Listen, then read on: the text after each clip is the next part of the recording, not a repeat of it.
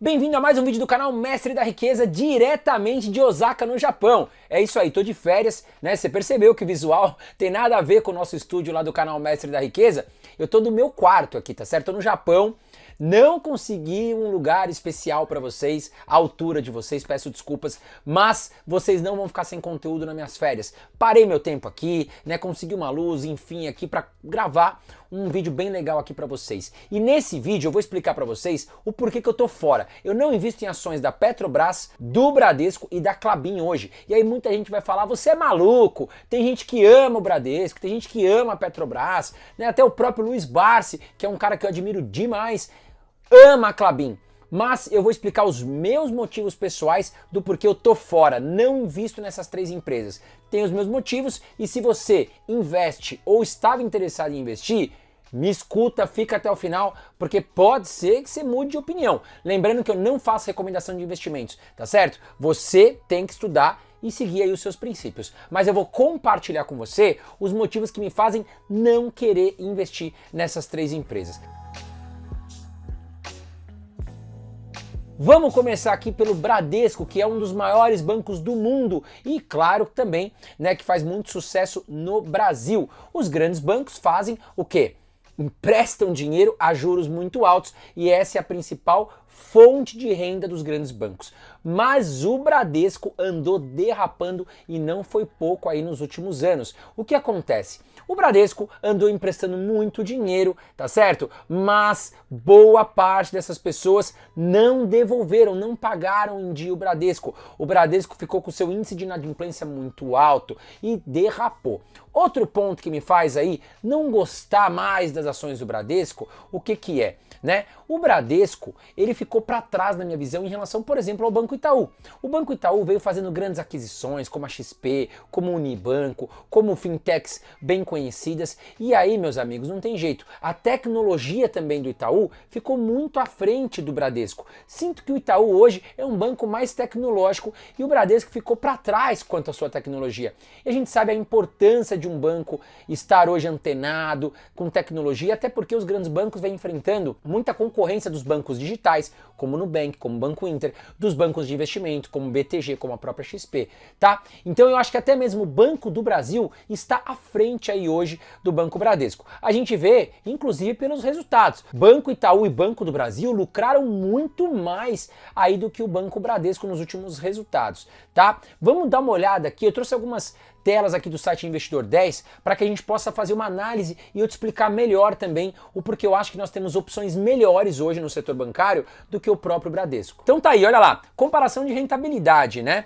O Bradesco caiu 32,2% aí nos últimos anos, nos últimos 10 anos para ser mais exato, tá? Segundo o site Investidor 10. Já as ações do Itaú, código ITUB3, se valorizaram 61%, tá? Então já começa por aí, né? As ações elas respeitam muito o quê?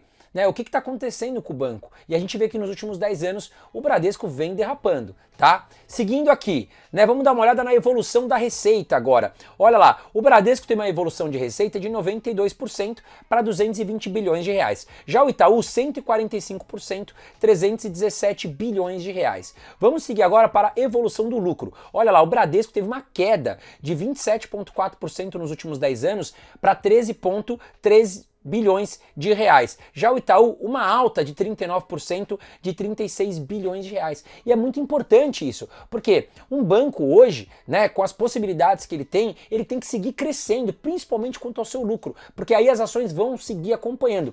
Já o Bradesco, com esse problema, não está conseguindo evoluir na questão de tecnologia, não está conseguindo evoluir na parte que o Itaú vem crescendo muito rápido, que é a questão digital, tá certo? E também vem apanhando frente ao Banco do Brasil em relação ao quê? Ao crédito. O Banco do Brasil é muito forte no crédito rural e também o Banco do Brasil teve aí um menor índice de inadimplência, tá? Ou seja, menos problema com pagadores duvidosos. E o Bradesco então vem derrapando, tá? Na minha concepção hoje, o valuation de Bradesco Bradesco está atrativo? Está. As ações estão mais baratas, olhando os indicadores fundamentalistas, do que, por exemplo, o Itaú? Está. Mas eu acho que o Itaú é muito mais banco hoje. Vamos dar uma reforçada de novo nessas matérias que eu peguei aqui na imprensa. Itaú tem lucro de 9,7 bilhões no primeiro trimestre de 2024, uma alta de 15,8%. Lucro do Bradesco cai 21,2% em 2023, o segundo ano seguido de queda. Bradesco, lucro supera projeções e banco mostra progressos. Mas por que as ações caíram? Então tá aí, o mercado está assustado com o Bradesco.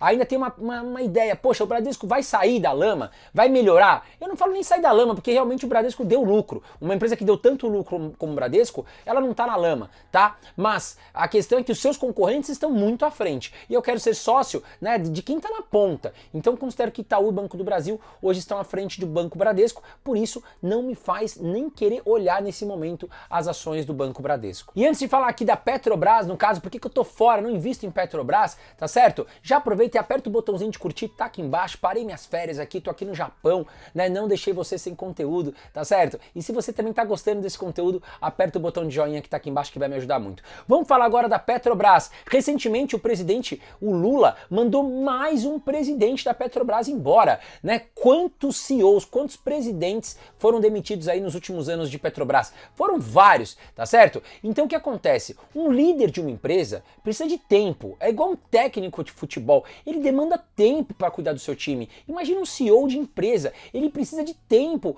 para, né, conseguir colocar para frente os projetos, para ter sincronia com o time, enfim, né, isso traz insegurança para a empresa. Então a Petrobras hoje, por estar ligada a combustíveis e combustíveis está muito ligada à inflação, ela está muito no centro e no radar do governo. E o governo adora pressionar ali os presidentes que passaram pela Petrobras, exigindo que baixe na canetada o preço do combustível. Isso tudo é muito ruim para os acionistas, né? Então, nesse momento, eu considero que a Petrobras é uma baita de uma empresa lucrativa, uma empresa que vem fazendo uma administração legal, concordo com você. Mas aí, igual o Bradesco, acho que nós temos uma opção melhor no setor, que seria a PetroRio, tá? Que é uma empresa infinitamente menor do que a Petrobras, porém é uma empresa mais estável, é uma empresa que vem crescendo bastante. Inclusive, se você tivesse investido aí dezenas de reais, aí 1.000, 5.000 reais, você estaria rico hoje, tá? Teria muito mais dinheiro porque as ações de PetroRio se valorizaram bastante, é uma ação de crescimento e que vem indo muito bem. Só para você ter uma ideia, dá uma olhada no gráfico de PetroRio. Olha lá, se você tivesse investido 1.000 reais nos últimos 10 anos, hoje você teria 642 mil reais. Se você tivesse investido 10 mil, você teria mais de 6 milhões de reais, tá? Claro, né, a gente não tem bola de cristal, mas hoje ainda acredito que a PetroRio tem grandes chances de crescimento e me leva a crer que é muito melhor investir em PetroRio do que em Petrobras, que está aí no centro do governo o tempo todo, cheio de polêmicas, e as ações tendem a persistir em não subir. Outro ponto, o governo já deixou claro que os dividendos, que eram muito gordos nos últimos anos, vão cair, tá certo? Porque segundo o governo atual, os acionistas não precisam receber tantos dividendos. Lembrando que o próprio governo também recebe muito dividendo aí da Petrobras. Aliás, quero saber a sua opinião, né? A Petrobras, na verdade, ela deveria baixar na canetada o combustível ou não? Comenta aqui embaixo qual a sua opinião. E a Klabin? Por que eu não investiria em Klabin? E aí nós vamos falar sobre endividamento.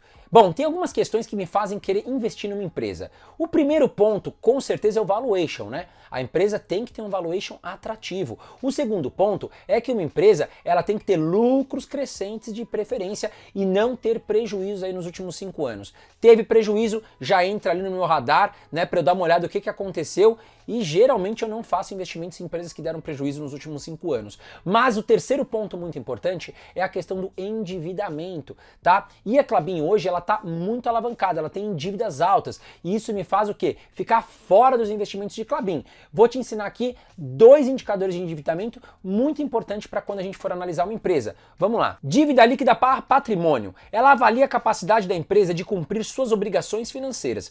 Quanto menor, menos endividada está a empresa. Valores abaixo de 1 indicam que a empresa possui mais patrimônio líquido do que dívida líquida. Bom, o que significa de forma prática, né? Abaixo de 1 significa que a empresa ela tem mais patrimônio patrimônio do que dívida. Caso a empresa venha ter um grande problema, se ela vender parte do patrimônio, ela quita a dívida e continua a vida dela. Bom, acima de 1 já é um grande problema, porque ela tem muita dívida. Ela pode vender todo o patrimônio que ela não quita a dívida dela. E segundo o Investidor 10, hoje a dívida líquida barra patrimônio está em 1,9, ou seja, a empresa ela tem quase o dobro de dívida do que ela tem de patrimônio. Então já é um indicador que me deixaria muito preocupado. Outro indicador agora que eu quero te ensinar é a questão da dívida líquida barra EBITDA. Dívida líquida sobre EBITDA. Mede a relação entre a dívida líquida de uma empresa e seu lucro antes de juros, impostos, depreciação e amortização, que é o EBITDA. Quanto maior, maior é a carga da dívida da empresa. Bom, geralmente o mercado acredita que esse indicador até 3 significa que a empresa tem uma dívida saudável, né, em relação à sua dívida e ao seu EBITDA, tá certo? Se nós puxarmos aqui no Investidor 10, hoje está em 3,87 para a Klabin. Então a gente percebe que a dívida de Klabin hoje saiu aí dos trilhos, na minha opinião pessoal, então eu não invisto em Klabin, tá certo? E essas 3 empresas me fazem estar longe, mas quero saber a sua opinião das 3 empresas e se tem alguma outra empresa que a gente deveria colocar aqui nesse vídeo ou fazer um vídeo sobre ela que estaríamos fora, tá certo? Um grande abraço para você, faça ótimos investimentos.